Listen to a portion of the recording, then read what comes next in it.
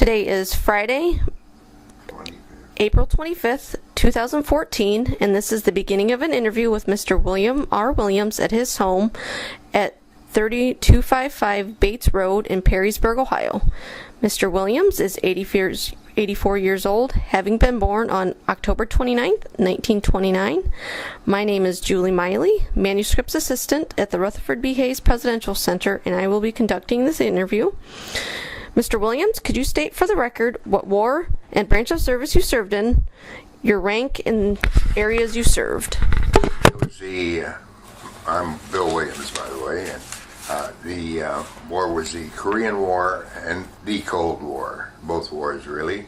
I was a radarman third class in the Combat Information Center of the USS Wisconsin, BB-64.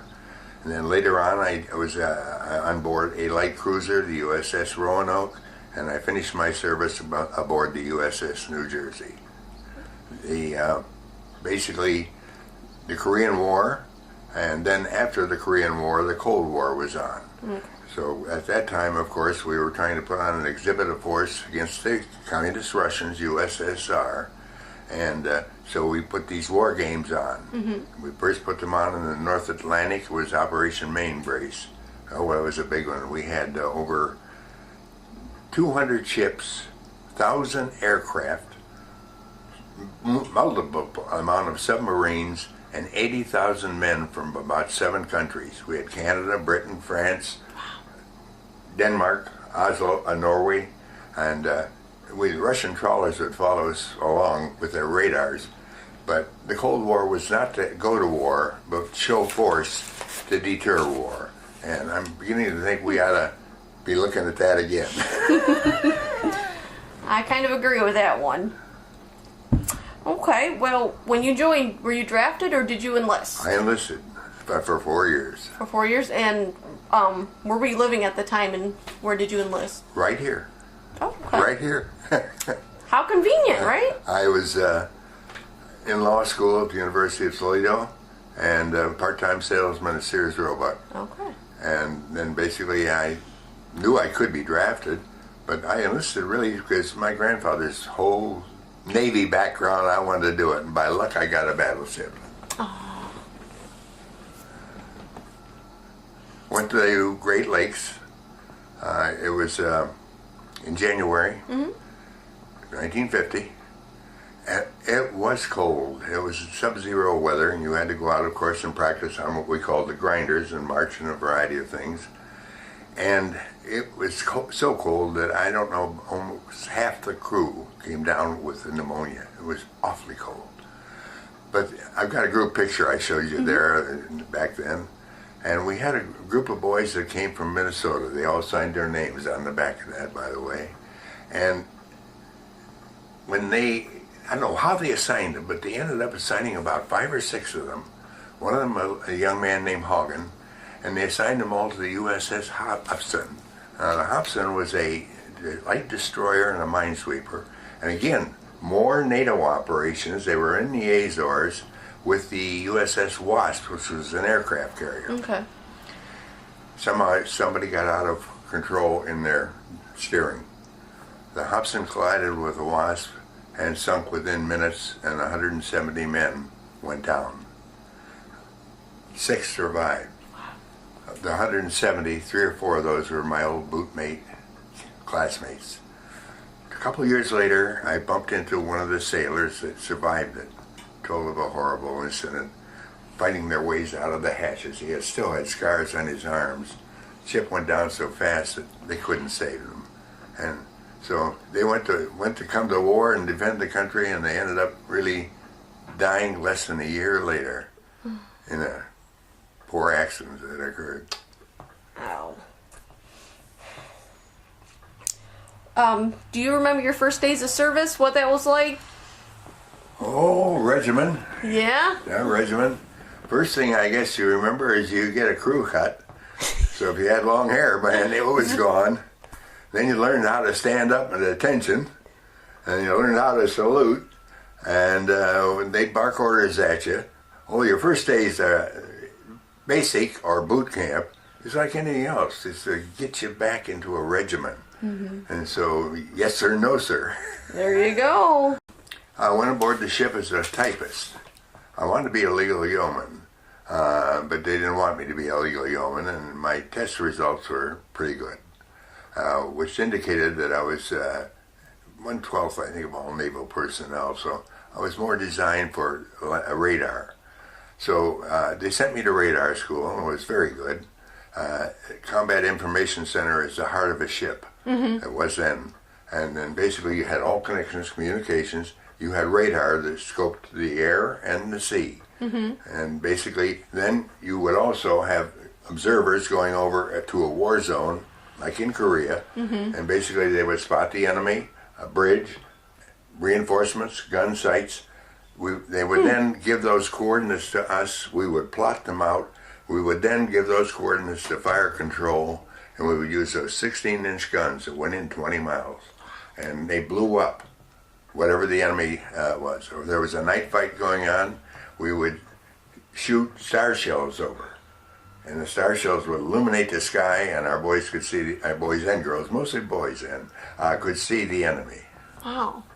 And we did that for quite some time, and basically I remember Wonsan Harbor, which was an area of many battles, and I remember one time I was on the bridge, because I usually was manning this radar on the bridge, not 3 decks down on CIC.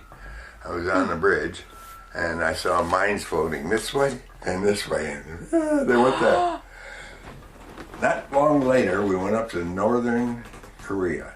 It was right on the border of China and Russia, just within miles. The place was known as Sanjin. And at Sanjin, I was on the bridge again. And basically, we were getting too close. And I kept calling out the distances to the officer on the deck.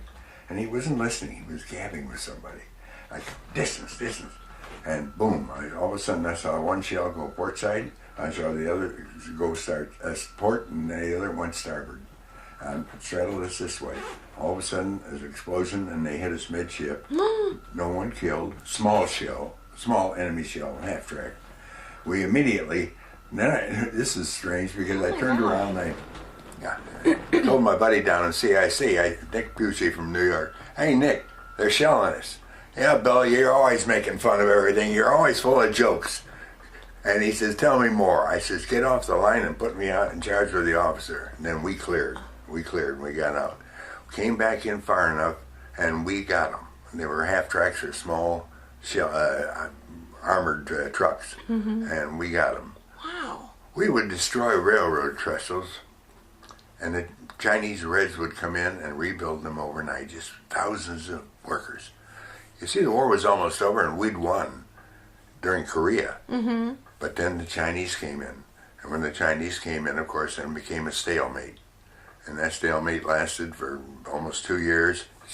You show some shells, 38th parallel, and basically nobody won when we got out of there. It's really a strange thing. Never knew that. So after your initial basic training, where did you first go?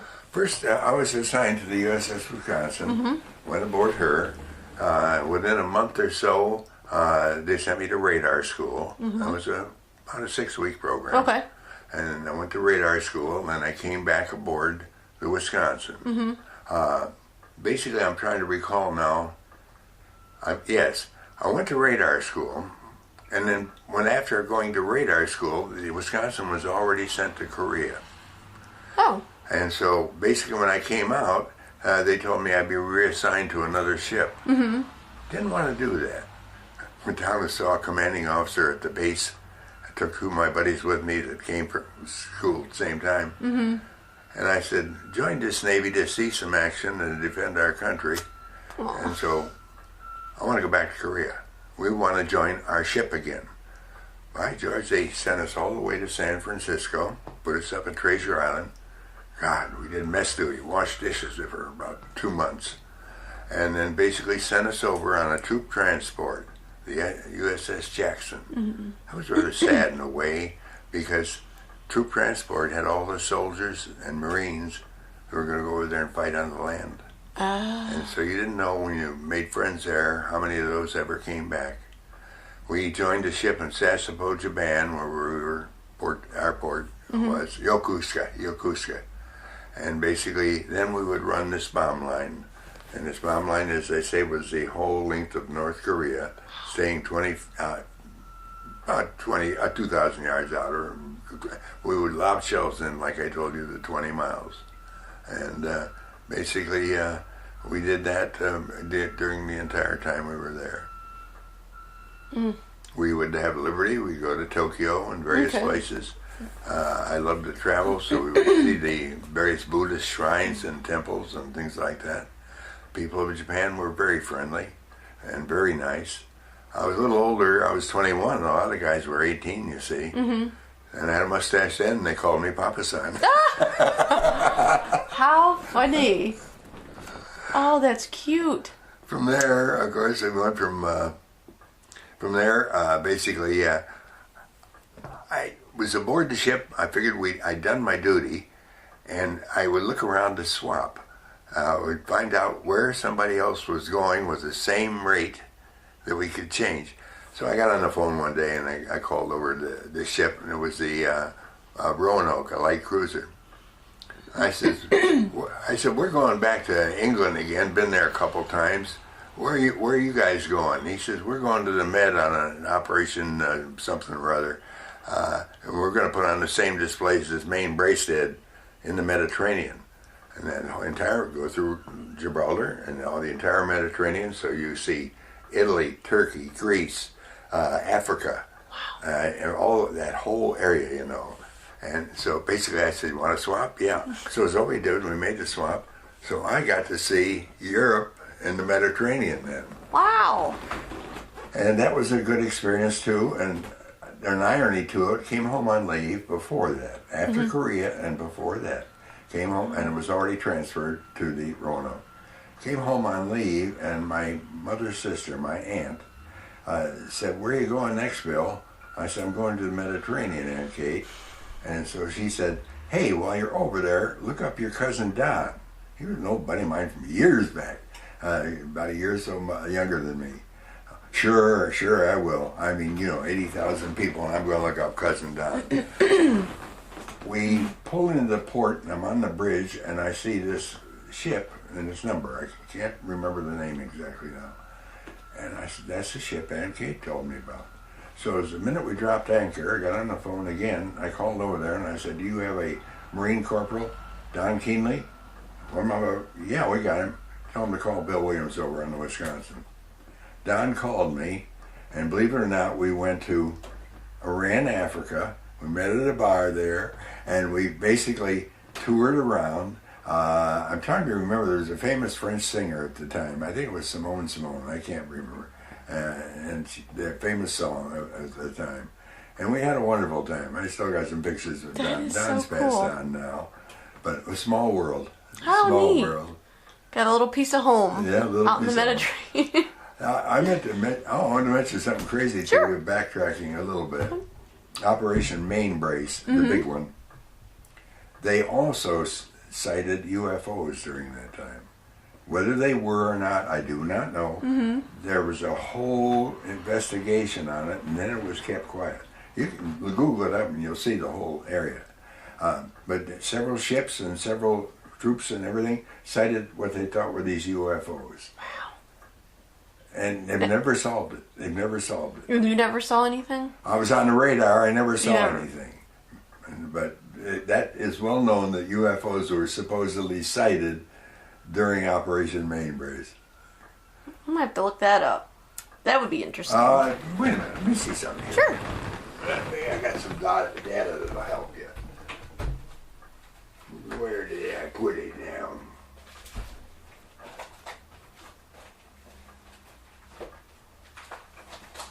If I can find it. Oh yeah, here you are. I Googled for you yesterday too a little bit. Wow, well thank you.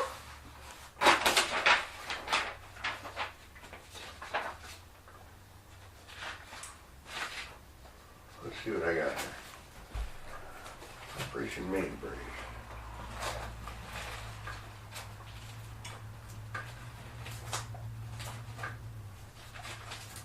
You can Google it up too and find it, but I know where it is. Okay. Maybe these things will help you for, not me, but you know, as you do your research. Yeah. It just Googles up. All right, that's the Roanoke. Okay. This is the sinking of that ship. My buddies that died. Oh. This is a whole write-up of that Operation Mainbrace.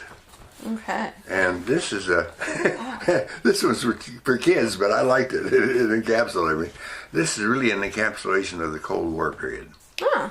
So, and this you can keep too, because this is the cruiser I talked about that went in the Med. All right. I was sort of doing a little bit of background. I found the Wisconsin. Oh yeah, there's a lot on the whiskey. Mm-hmm. Oh, this will help. Thank you. And then, let's see what I got here. I don't know who this young guy was. That was me aboard the ship in Korea in March of '52. Oh, wow. Then I've been everywhere. What a great London, picture. Rome, Greece. This is a ship at sea. That's the company. There's the battleship there. This is where the shell hit us. My brother kept all these of all the exercises that took place that I told you about. Okay. Here, all in the newspaper. And then, see, everything we did, the Russians already had Berlin. So this was all right after. And it was right after World War II almost, because that ended just 4 or 5 years before. So we ended up getting medals for occupation and defense, and it involved a main brace, and then the Korean medals was the operation. NATO was the big force. Okay. NATO was the force that kept us from going to war after the Korean War, because of that show of force that the European countries were all united in doing it. Mm-hmm. Now I just don't know where NATO or the UN comes in anymore, because it's almost like Teddy Roosevelt. Mm-hmm. You don't have to go to war, but you talk softly and you carry a big stick. Yes. It's a sort of a divide, but yeah, that's firing off of Korea. And which way was it? Yeah, that's it. I got that. Yeah. Wow. They were awfully big shells. When they went off, I'm telling you, they Kaboom. boom. The guys played a trick on me one day. They said, "Willie, you got to go up and dump the garbage out after the ship." Okay, I went up and dumped it. Just about a barrage of shells went off at the same time. I think it was about 3 or 4 of them. I couldn't hear for 3 days, and they laughed and laughed. Oh my God. Oh man. Oh. But it was a good duty. I enjoyed every bit of it. I put in early. Oh, I had passed the exam for radarman second. I was a radarman third. Okay. Petty officer. And I passed the exam, and they told me they were ready to promote me to second class. And at that time, the service decided that, we'd grown large to fight the Korean War and all the other things. And so they were sort of reducing their forces anyway. And so they had a deal where if you wanted to, you could put in early to return to college. And I did. I was just going to ask you, did you take advantage of, I guess, the GI Bill? Oh, yes. Oh, yeah. I was able to, I didn't buy a home with it. A lot of guys were buying homes and things. But basically what I did was apply and finish my college with the GI Bill. But I worked besides. I came back to Sears again. Mm-hmm. And when I came back to Sears, they didn't have to give me a job because I couldn't work full time because I'd enrolled at Bowling Green to go to college. And basically, I met a lovely lady who was in personnel, had trouble doing the time cards. She just couldn't do those time cards at all. And basically, that was Audrey, and we married. And she helped me do all the typing to get through college. Graduated from BT. Sociology. Was a caseworker for quite some time, and then decided that I'd get into something a little different and became an insurance investigator. Went from Atlanta, where I was an office manager, to Shreveport, Louisiana, where I was the assistant manager. Wanted to come back north again, so basically applied for an insurance company, an office manager for Royal Globe, the Brit company. And so they sent me to New York City, and I went in training there.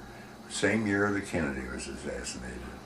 Really? And basically, I finished my training there, and then came out to Cleveland, where I was the office manager of the insurance company for quite a few years.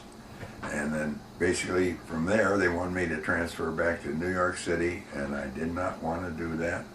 And so I went to work with Society National then, and it's now the Key Bank. Oh, It's okay. now Key. And I was in personnel there and a college recruiter and a trainer. Sort of moved around a little bit, I did. Yeah. And then basically from there, it was my father who saw a job that was opening up for a directorship here in Toledo. Wanted to get back home. The folks were ailing and things like that. And Janie's people from here too. So I applied for that and basically was hired. Not as a director, I was hired then as an employee assistance consultant. You put in these employee assistance programs.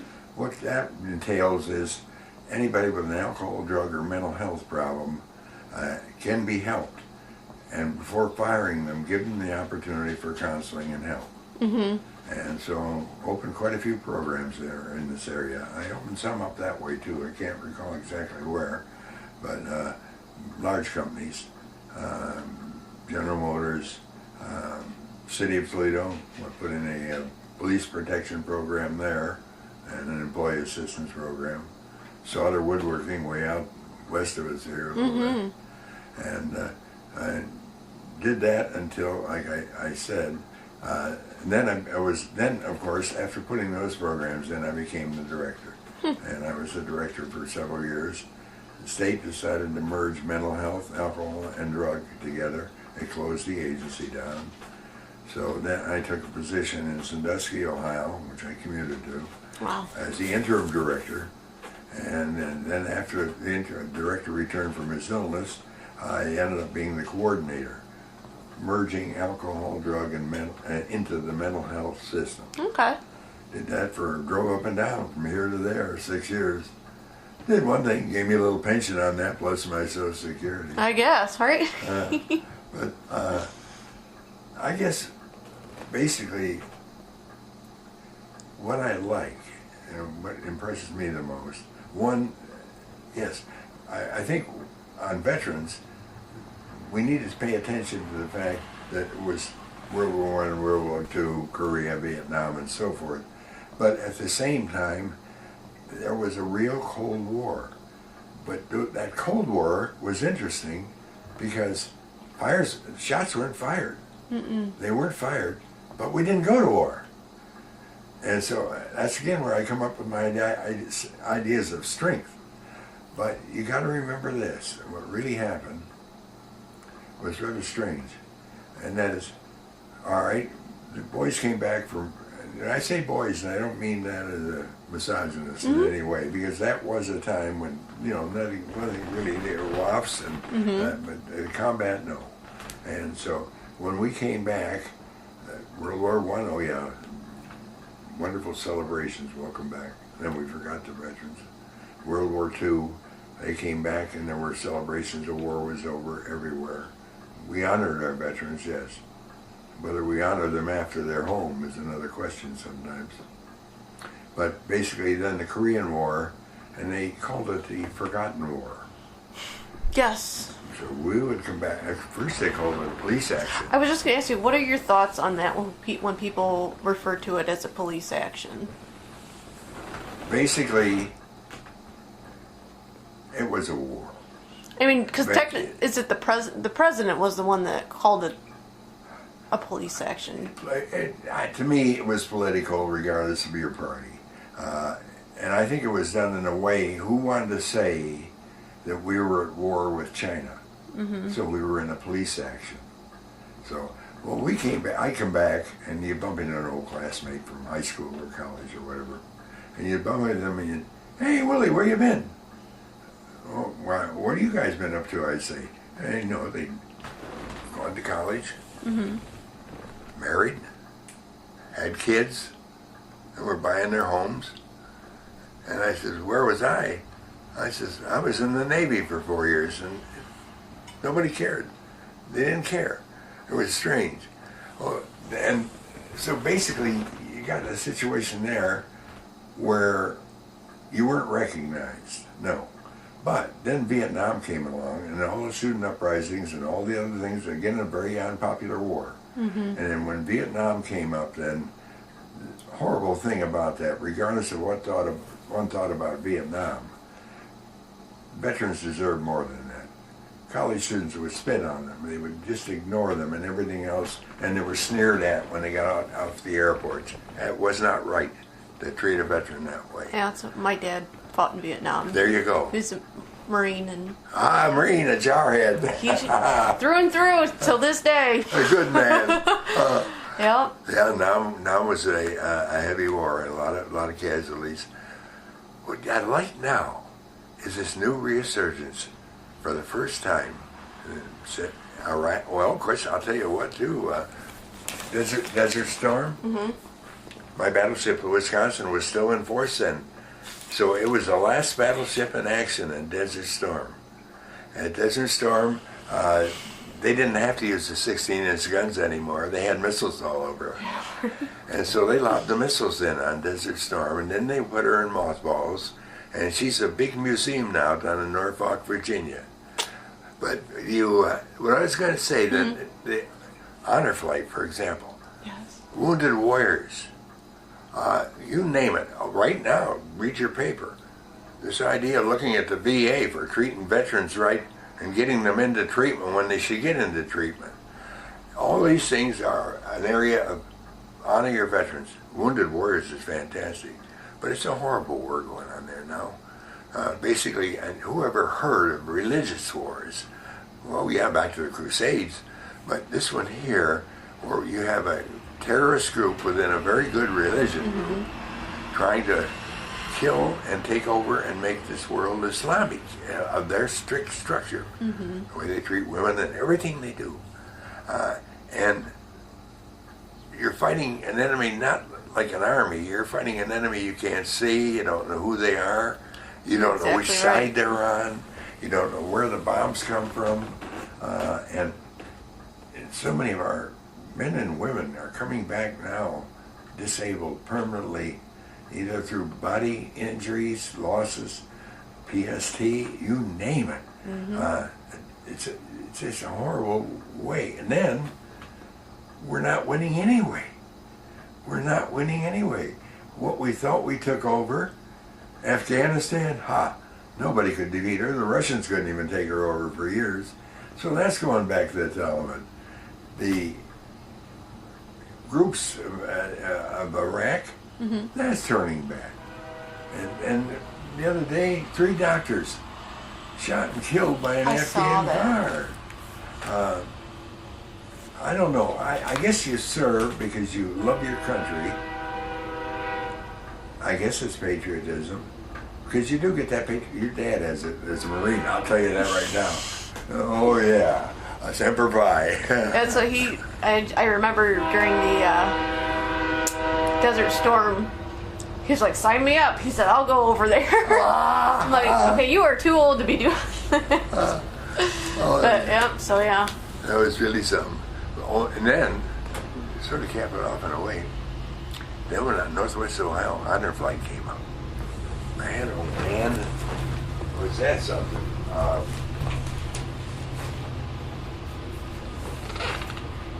Might take a quick peek at Sure. those. Oh, That is a wonderful thing, and basically that covers you guys too, all northwestern Ohio, and they're just wonderful to you. They really recognize you as veterans. A lot of those people were older than me because they were World War II men, you know. But then basically, if you don't get around too well, they give you a guardian, so you get pushed around in a wheelchair, and you cover everything, and just really, and then the way they greet you in the airports when you come in, and the party they send you off on, it brings a few tears to the eyes. I'll tell you, it's touching, really touching. I'm an old scrapbook man. That's why you can see all this. Hey, I love it. So when did you go on this? September of the year 12. No, not too long, not too terribly long Not too bad. ago. Oh, what a great picture. Hey, I've got those glasses on, you know, that change color, you know. Oh yeah, for the sunlight. That's why I look like I'm wearing shades. Oh wow. I've been down to DC once when I think I was about 6 years old, and we went down to see the Vietnam Wall. Oh yeah. And that's pretty much the only thing I remember going. So I really would love to go back down because that's like the only thing I can remember is staring at this wall. I know that wall, and then of course the Korean statues, all the soldiers going Yes. through the march, you know. Wow. How neat. There's a ship, plane we were aboard. Oh yeah. Romney was running for president then, Oh yeah. and so basically we came off, and There he was. yeah, and I'm behind the old man in the wheelchair there, standing up. Oh, there you are. Okay. Huh.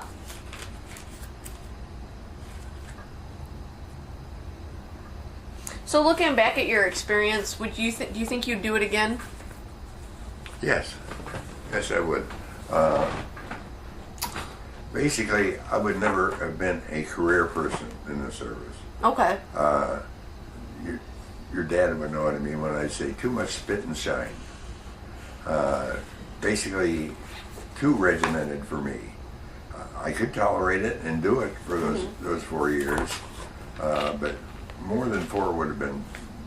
I couldn't have been a career person. I did my time and did my service, enjoyed every minute of it, made many good friends, and I think that basically I'm proud. I'm proud. Not as a person, but as a veteran. I can't help but have that pride. It's well deserved. Do you belong to any veteran organizations, I or belong did to a you? VFW Do you? post in Perrysburg. I was once a vice commander of a post when I lived in Cleveland. The Walter O'Malley post was named after a fallen vet. Great picture. Do you keep in touch with any of your buddies still to this day? I did at one time. It's very interesting. I got a call one day, years ago, and he said, "Don Wilson, are you Bill Williams?" Yeah. Well, he says, "I remember when you were in service, your address was Bates Road, and by gosh, you're back there, huh?" Yeah. So he put me onto the USS Wisconsin Association, and I've got pictures galore of Don and me, and Bart was the third man, and Don was from Poughkeepsie, New York. We communicated quite a bit for several years, and you don't know when the email drops off and you try and find the person, you don't know if they passed on or not. Yeah, he was a close friend of mine. We called him Bones. He was a skinny guy.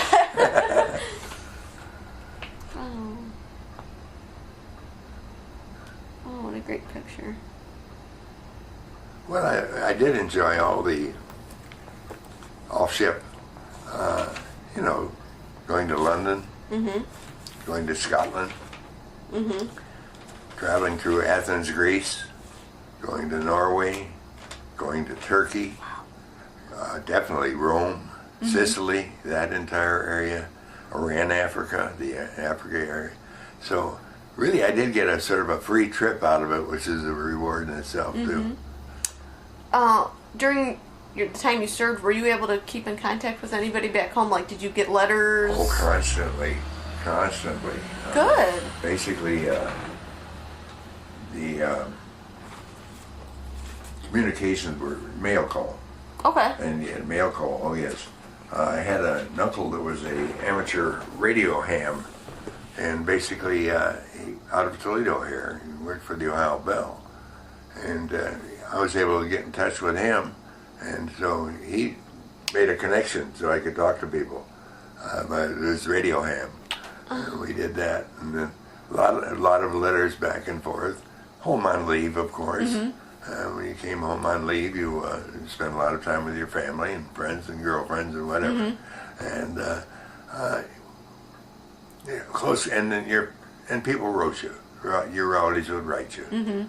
I remember World War II. I was only 12. My uncle was a corpsman in the war in Italy, and we used to communicate by way of email. V-mail. Victory mail. And there was little tiny envelopes that would compress themselves. And I think you could send them free to the serviceman, and the serviceman would send them back to you. I think I've seen those. Yeah. In some of the collection at the They're Hay little Center. tiny. It looks like they wrote it, but then it's like. They do something. They take the original photograph and somehow compress it, I think. Yeah. Is that what it's called? I don't know. I'm gonna have to But look it was V-mail. female. But, no, the Department of Aging, I like to write. I like to talk to. But the Department of Aging has done several things for the elderly to share history, and I do believe in that. So they did one on the Great Depression, and basically I shared that with a little story, which they printed in their publication. And then they did one on World War II, and then basically I did one on that as growing up during World War II. And then, of course, the history that you're doing is similar to the one that Perrysburg did. Yeah. Yeah. And they had a man come out and they did a video, and so the Perrysburg Messenger picked that up. And basically then that article was printed in there. That was just a recollection growing up during the war. Oh, okay. Yeah. I've never written anything on the Korean thing other than just what I told the gentleman during that interview. But I won't talk about the values of war, but when you're called to serve, you serve. Well, you have that in your little article. Your little article quoting Washington in the bottom of that. Isn't that a great article? It's a great fantastic. quote. When I found that, I'm like, that's it, because I was cutting and pasting all these. That was fantastic. I was trying to find one. You hit it. And our development director, she had been promoting this for us, and I said, well, here's a bunch of quotes. Go ahead and pick one out. And she zoned in on that one out because I hadn't had a chance to look at it. I'm like, that's the one. That's perfect. Well, and then I Googled you guys up then. And then basically, President Hayes, ninth president of the United States, came from many presidents from Ohio. Shortly after the Civil War, very active for veterans, very active, and other civil rights areas and a lot of things. But his activity and his contributions way back in the 1870s that he made for veterans. And I thought, boy, that ties it in. It does. I just, I have a soft spot for you guys. I mean, just seeing what my dad went through in... Hoorah! Semper Fi, all the way, right? So, you guys deserve it. We were friends. Sailors and Marines were buddies. But if you ask him, we were also... Yep, I could see that. We had a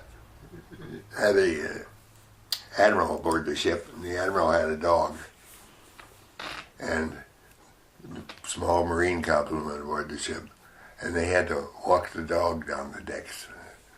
It was a marine's job because they protected the admiral. Sailors would go, arf, arf, arf. Oh, I bet you got some looks on that one. Well, hey, let me know when, and I'll start showing you the garden Sure, stuff, yep. too. Yep, I Okay? think we're good and we can stop.